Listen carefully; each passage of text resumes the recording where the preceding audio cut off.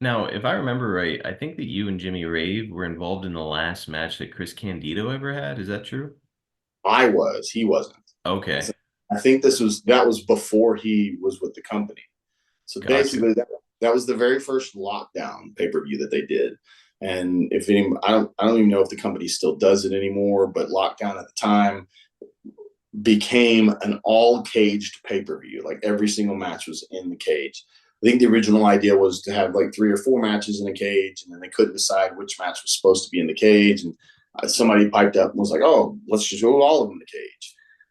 So the basic situation was Candido was with the Naturals at the time, and I don't know remember why he and I were randomly tagging, and we were facing like Apollo and Sonny Siaki, and the sad part was like I watched it happen. I saw him take the bump, take the fall, and it was just a very basic general fall bump, and I saw it and I was like that looked odd because he was laying on his right side and then he rolled to his left side.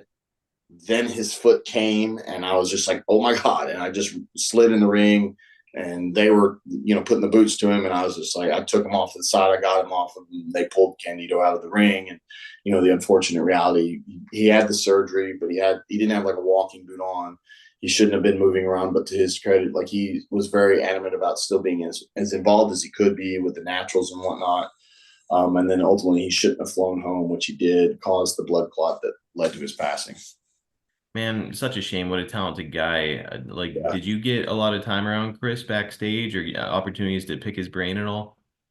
Not me personally. Like I said, he was working with the Naturals a lot, so I think he spent a lot of time with them. But the Chris Candido, I remember, a lot of guys and girls in the business, especially back in the day, had a lot of substance abuse problems.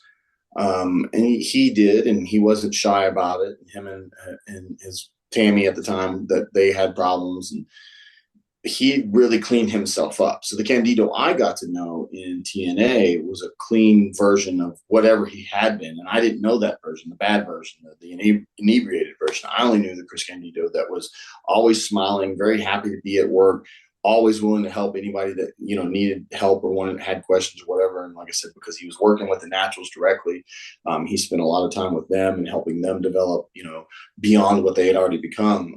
But again, the Candido I remember was just beyond happy, always pleasant. You said hello to him. He was always just big smile on his face, big handshake, hug if you knew him well enough.